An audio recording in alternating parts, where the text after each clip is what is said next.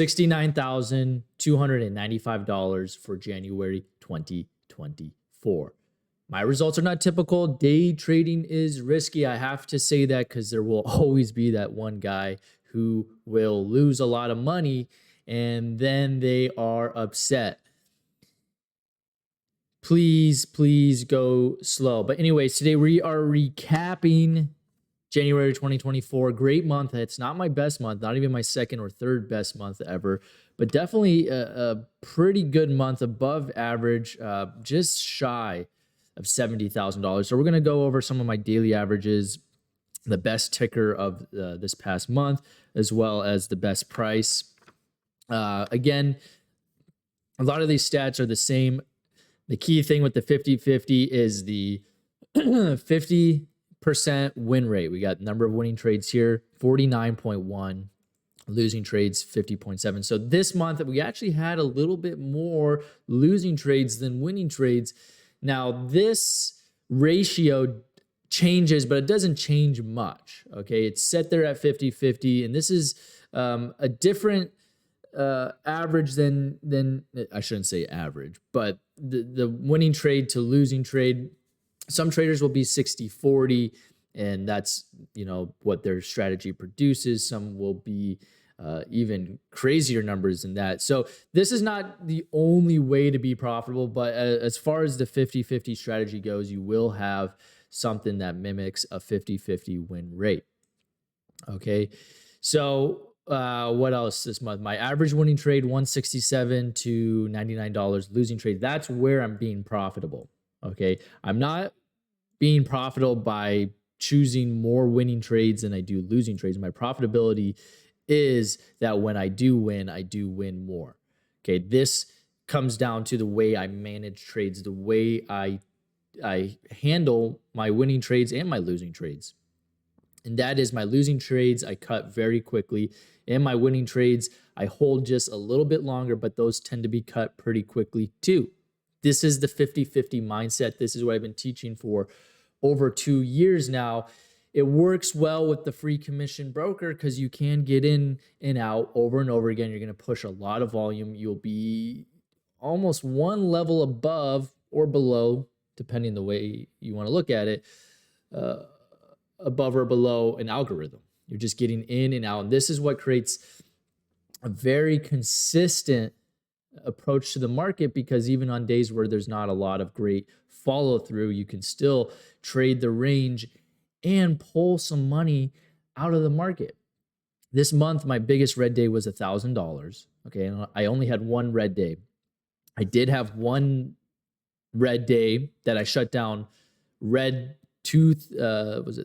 almost $3,000, but then we had Nexi ripping that day. I was able to get back on Nexi, and with small size, and I mean pretty small size, I was able to quickly get up over $3,000 in that ticker, as well as cleaning up my other ticker a little bit. So I ended up having only one red day. So what stocks did I trade this month? Well, RVSN, BFRG, CRBP, Nexi, MINM. These are all the tickers I did the best on. RVSN, still my best ticker, even though I took a pretty decent loss on that day we were just talking about, where I was almost red 3 grand. Still almost 11,000. So nothing crazy there.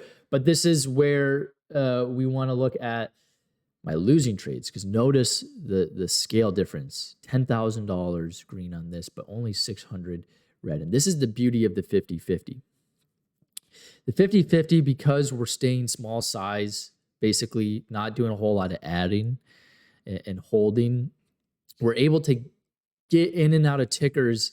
And if it's just not working on that ticker, we just don't push it. We stop trading it. So that's how I'm able to keep these tickers so small, these losses so small in these tickers. And then when the 50-50 does work well, that's when we really, put the metal to the pedal. I think I said that wrong, but anyways, then we can really push it. So in your stats, if you're not seeing this sort of a ratio, if you're seeing ginormous red days, maybe they're equal to your green tickers, then you need to start working on finding the tickers that you do well on and then pushing it on those. And then the ones where it's just like you're struggling, walk away. Walk far, far away. Okay. And that is what ultimately will increase your profits. What else do we saw here? Price and volume. Price this month, definitely the 2 to 5 is where I made the most. But I mean, 20 to 50, I made 8 grand there. The 10 to 20, 11 grand. The 5 to 10, 17 grand. And this has changed for me. Earlier on in my trading career, maybe early 2021, maybe late 2020, I was finding a lot more success in the 10 and above stocks, or maybe the 5 and above. And that's because with the bigger spreads, the bigger range, it makes it easier, especially if you're trading the range, the hyper scalping, which is fundamental to the 50-50. You're able to get in and out and lock in profit even on break-even trades. You might even get 10 cents of profit on a trade that doesn't really work simply because the spreads are so big. Now, with bigger spreads comes bigger risk, so you have to be careful there. It's not just, there's upsides and downsides, pros and cons. And so we'll go through fluctuations where sometimes we only will see stocks between $2 and $10 be strong. And then we'll go through maybe a month where the $10 to $50 stocks do well. So I don't know if it was the case this month where it was more so the $2 to $10 stocks were more active. That could be the case. But the 2 to 5 for me is where I do get comfortable. And, so find what price range you like, what you enjoy. There's a lot of people who have picked up on the 50-50, and you would be foolish to think that someone would trade exactly like someone else, even if they did heavily learn from that person, even though they're basically trading the same technique, the same strategy. You are your own person. You will add your own flavors to the soup. Okay, so remember that as you're learning, that it's not just copy exactly what Farmer does. There's no way you can copy exactly what I do. Okay, so you got to find what you like. Okay, I've taught people and they've stuck to trading stocks that are below $1 and they love it and they kill it.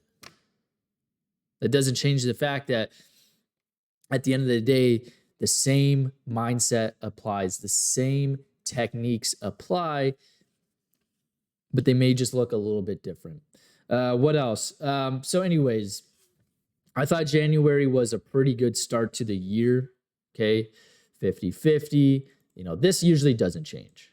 This is not something where 1 month I'll be at like 30, 30-70 or something.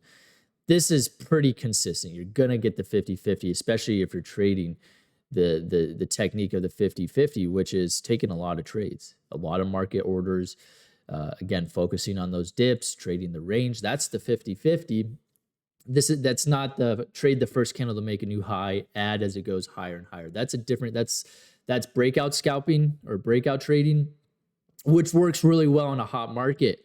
But again, drawing back to the beauty of the 50-50 is even if the market is not very strong, then you can still either come out with a small loss since you're trading with small size, or you can at least whip together maybe $500 to $1,000. But be careful, guys, of the 390 order limit. I've been reading more and more into it. It's not something you want to mess around with. What else do we got here? Days and times. This is not usually too indicative of too much, but I have noticed, again, Wednesdays are my worst days. So I'm actually been paying more attention to what day do I do the worst on. Excuse me. Wednesdays. So you can sit here and you can analyze these stats over and over. And as a beginner trader, you can kind of get sucked into like trying to figure out all this stuff, and you're trying to find profitability and breaking down your metrics. At the end of the day, the metrics are made in the cockpit. At the end of the day, the metrics are made in the driver's seat. So sometimes, and I'm trying to say this in a way that makes sense, sometimes people can spend so much time and they think it's beneficial, and that it is in some sense to look back at your stats. But at the end of the day, no amount of looking at your stats and making conclusions will do any good for you if you're not able to, say, follow your max loss. If you're not able to stay away from stocks that are too risky. Maybe it's the third halt up. Maybe it's a stock that keeps halting and you keep trying to trade these halt resumptions, which some traders absolutely love to trade. Those traders tend to take some pretty hefty losses. So maybe a couple months they kill it, and the next couple months after they just get absolutely destroyed. They get stuck in halt downs. I advise all beginner traders to stay away from stocks that are halting. It's flashy. You see traders make a lot of money on them. But funny enough, you usually don't see those traders when they lose a lot of money on them. You'll look at their posts, and they just sort of disappear for a while, and then they show back up again, flashing big numbers. And in a way, I think these halt trades, although I do mess with them a little bit, and I used to trade them a lot back in 2021, back when I first started. But I've gone through too many halts down. I've gone through too many times where you're in a halt. You think it's going to open up higher, and then it opens up $1 a share lower. And it's just like, you know what? I'm not here to gamble. I'm here for the easy, predictable, low risk trades. I don't want to be stuck in stocks that halt down and then open $10 a share lower. That can happen, and it will eventually happen. It's just a matter of time.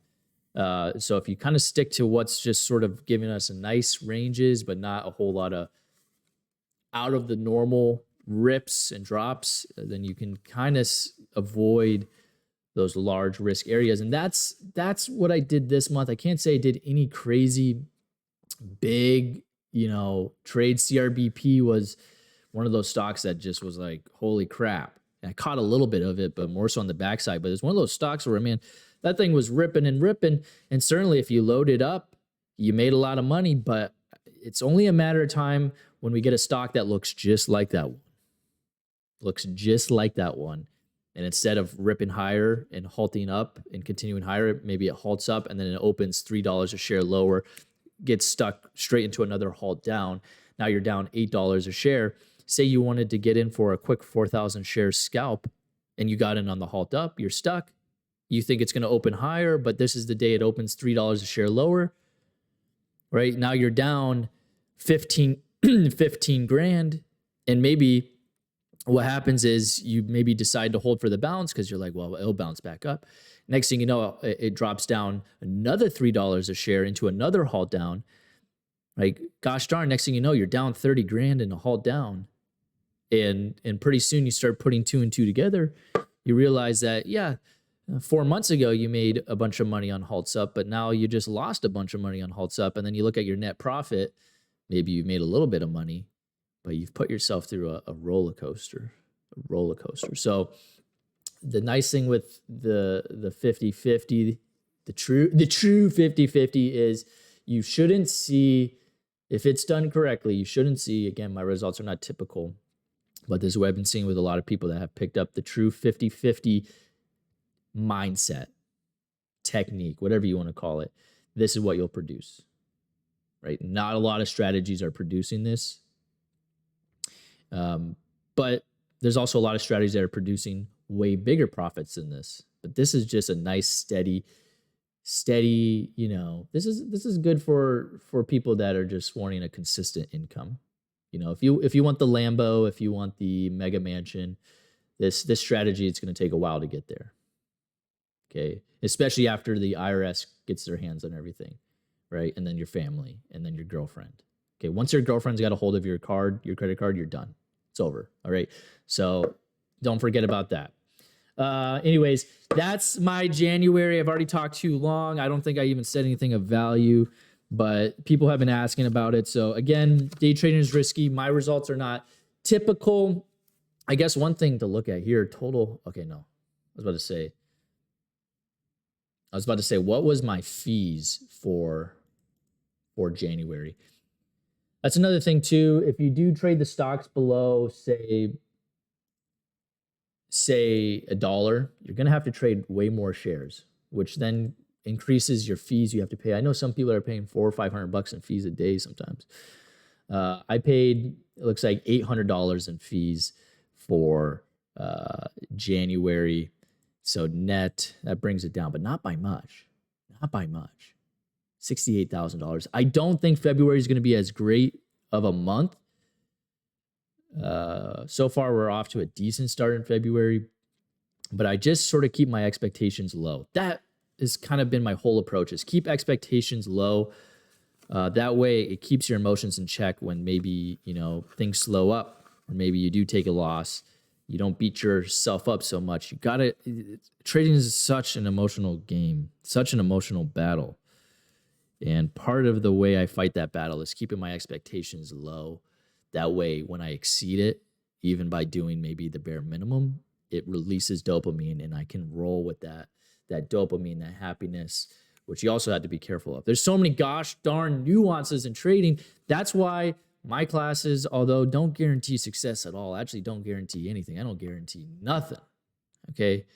Day trading is risky. You could probably lose a lot of money, especially if you don't listen to what I'm saying. But even still, that's why there's over 30 hours of me just talking and talking. So I wish I could make the patterns look pretty. I could. I wish I could, not really wish, but I definitely could spin off Trading Farmer Plus as a get rich quick thing, which I do the complete opposite. Being brutally honest is not pretty. It's not pretty at all, and it doesn't sell. It doesn't sell. But I rather make less money and make sure I'm doing it right than make a bunch of money knowing that I bamboozled a few kids with maybe I do a small account challenge. That is a bit misleading. But people do like it, so I can understand why people do it. But that and renting Airbnbs and make it look like you have this mansion. That's not the Trading Farmer. You'll maybe see me in a $500,000 tractor working. I think that's going to be my retirement plan. Anyways, I don't even know what I'm saying anymore. Thank you for joining me. If you feel led, please leave a like and a comment. It helps with the algorithm, so I'm told. But that actually means a lot. Just a little bit of words of encouragement keeps me motivated to doing this, even when I'm having doubts that I even want to be doing this. I'm just a quiet kid, quiet farmer. I don't know if I like the limelight. But anyways, enough rambling because no one cares at the end of the day. This is a Trading Farmer. Catch you in the next video. Peace.